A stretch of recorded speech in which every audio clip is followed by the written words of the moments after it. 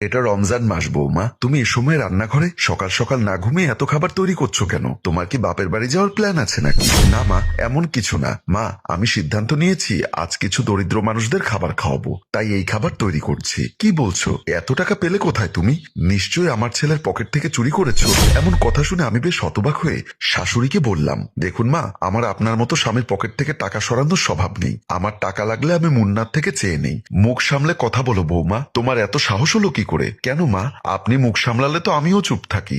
আপনি কি ভুলে গেছেন সেদিন সোফাতে বসা আমার শ্বশুর শাশুড়িকে বলল, তোমার এতদিনেও বদভ্যাস যায়নি? তোমাকে আমি সবসময় বলেছিলাম যে তোমার টাকা লাগুক আর যা প্রয়োজনীয় জিনিস লাগুক আমাকে বলতে, কিন্তু তুমি কোন সাহসে আমার পকেট থেকে টাকা নিলে? আমি আসলে আসলে কি, আমাদের ছেলে আছে, ছেলের বউ আছে, তুমি কি এখনো শোধরাবে না? এমন সময় আমি গিয়ে বাবাকে বললাম, বাবা, মা আসলে খেজুরের জন্য টাকা নিয়েছে। আমি বলেছিলাম মাকে টাকার কথা। বৌমা, আমি তোমাকেও চিনি, তোমার শাশুড়িকেও চিনি। তোমার শাশুড়িকে আর রক্ষা করতে হবে না, আমাকে বললে কি আমি দিতাম না? মা, আসুন তো আমার সাথে, বলে আমি শাশুড়িকে আমার সাথে নিয়ে আসি। আপনার এই স্বভাবের জন্য বাবা কত গালি দেয়, আর আপনি মনে করছেন আমিও সেরকম। না মা, তুমি কি আমাকে দেখিয়ে দিচ্ছ এসব?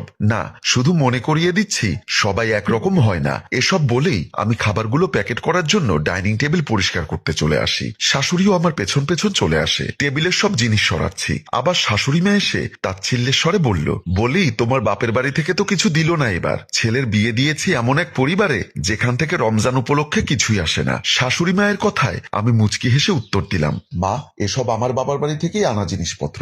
আমার বাবা মাই আমাকে এসব করতে বলেছে।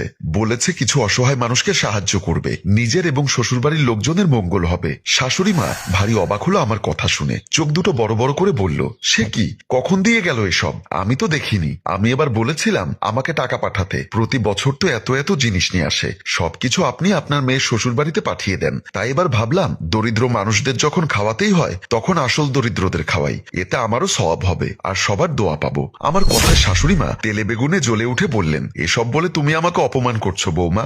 একদমই না মা, আপনার যদি মেয়ের শ্বশুর বাড়িতে রমজানের জিনিসপত্র পাঠাতে ইচ্ছা করে তাহলে নিজের টাকায় পাঠান। আমার বাবার বাড়ি থেকে আসা জিনিস মেয়ের শ্বশুর বাড়িতে কেন পাঠাবেন? আপনি তো খুব বড় লোক, আর একটু খরচ করার সামর্থ্য নেই। এদিকে উঠে বসতে আমাকে বলেন, আমার বাড়ির লোক ছোট লোক? আমার এমন কথা শুনে শাশুড়ি মা আর কোনো উত্তর দিতে পারলেন না, হনহন করে নিজের ঘরের দিকে চলে গেলেন। আমি সেদিকে পাত্তা না দিয়ে নিজের কাজ করতে লাগলাম। একা হাতে সব সামলাচ্ছি আর ভাবছি টাকা থাকা সত্ত্বেও যারা ছোট লোক তাদের খাওয়ানোর থেকে রাস্তায় থাকা অভুক্তদের খাওয়ানো ঢের ভালো। বাড়ি থেকে বিকালের দিকে বের হলাম রাস্তায়, দুহাতে দুটো খাবারের ব্যাগ নিয়ে হাঁটছি আর চারিপাশে চোখ বোলাচ্ছি। কিছুটা সামনে যেতেই একজন বৃদ্ধকে রাস্তায় বসে থাকতে দেখে সেদিকে এগিয়ে গিয়ে সালাম দিলাম। লোকটি সালাম নিয়ে বলল, মা, রোজা রাখছি কিন্তু তেমন ভালো করে ইফতার করতে পারি না, তাই বের হলাম কেউ কিছু দেয় কিনা তার জন্য।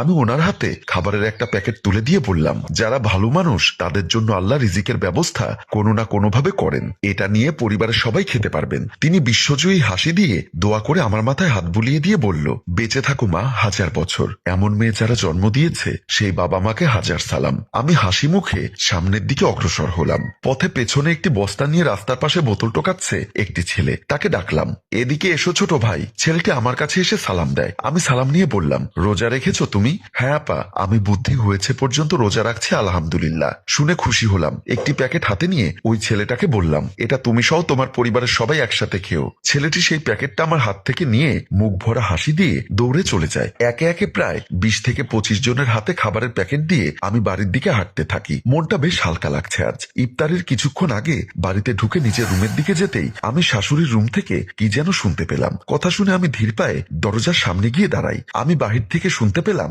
আমার শাশুড়ি আমার স্বামীকে বলছে, শোন রাজু, তোর বউ আমাকে আজ অনেক আজে বাজে কথা বলেছে, তুই যদি এর বিচার না করিস তখন বুঝবি, বলে ন্যাকা কান্না করে দেয়। রাজু বলল, মা, কান্না করলে কিভাবে বুঝবো? তোমাকে আজে বাজে কথা বলেছে বুঝলাম, তা কেন বলেছে সেটাও বলো মা, তারপরই তো বিচার করতে পারবো। তখনই আমি রুমে ঢুকে ওনাদের পাশে যাই।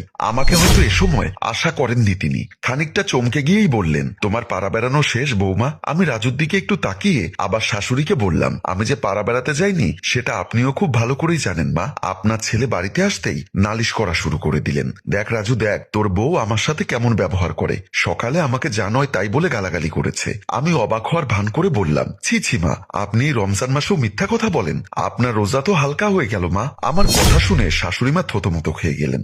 আমার স্বামী এই অবস্থা দেখে পরিস্থিতি সামলানোর জন্য বলল, মা, আমি জানি রেশমি কি করতে গিয়েছিল, ও তো ভালো কাজই করছে। আছে, সারা বছর কত মানুষ অনাহারে থাকে। এই রমজান মাসে যদি তাদের একবেলা খাওয়ানোর দায়িত্ব আমরা নেই, তাহলে ক্ষতি কোথায়? এতে আল্লাহ খুশি হবেন, তিনি সন্তুষ্ট হবেন আমাদের উপর। রেশমি তো খারাপ কাজ করেনি, তাহলে তুমি এত রাগ করছো কেন? প্লিজ মা, তুমি ওর উপর রাগ করে থেকো না। রাজুর কথায় আমার শাশুড়ি মা আমার দিকে তাকিয়ে বললেন, ও তো সারাক্ষণ আমার সাথে তর্ক করে, তোর বউকে কিছু বলবি না? আমি হেসে শাশুড়ি মায়ের কাছে এগিয়ে গিয়ে বললাম, ওরা আমাকে কিছু বলতে হবে না, আমি নিজেই আমার ব্যবহারের জন্য মাপ চাচ্ছি। আসলে মা, আপনি তো আমার নরম কথার পাত্তা দেন না, তাই মাঝে মধ্যে এমন করতে হয়। এখন ইফতারের সময় হয়েছে, সবাই আসুন খাবার টেবিলে।